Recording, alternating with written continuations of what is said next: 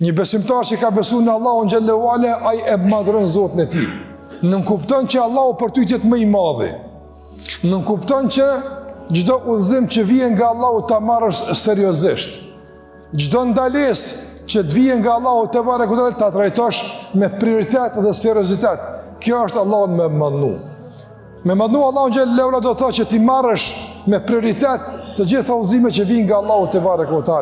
Madje ta madhësh Allahu xhallahu ala do të thotë që Allahu të jetë për ty synimi kryesor.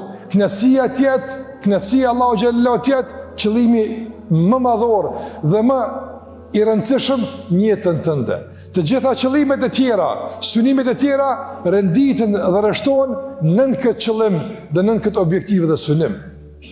Allahu xhallahu ala në Kur'an të nderuar përmend se shumë gjenerata të njerëzve, shumë popull të ndryshëm kanë pësuar këtë dunjë, janë shkatru, kanë hum, kanë bredh, kanë deviju, edhe në dunjë, edhe në ahiret meritojnë dëshkimin. Dhe kur Allah flet për arsyen e këtij dështimi kaq të madh, të kësaj huqjeje kaq serioze, e ndërlidh Allah xhallahu ala me mungesën e madhënimit të Allahut te barekuta.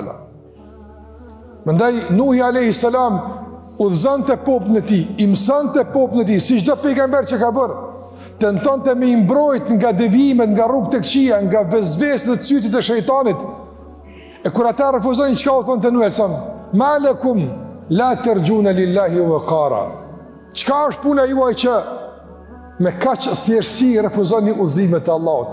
Pse Allahu te ju nuk ka rëndësi? Pse Allahu te ju nuk është interesant? Pse udhëzimet e Allahut që bëjnë përshtypje? U qad khalaqakum atwara.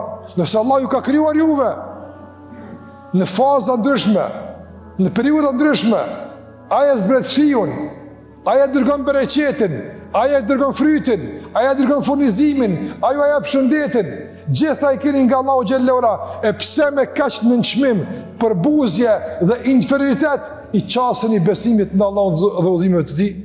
Ishte habije Nuhit alayhis salam, ishte thirrje për të provokuar mendjen e tyre. A është e mundshme që këso qasje të keni ndaj Allahut të manduar?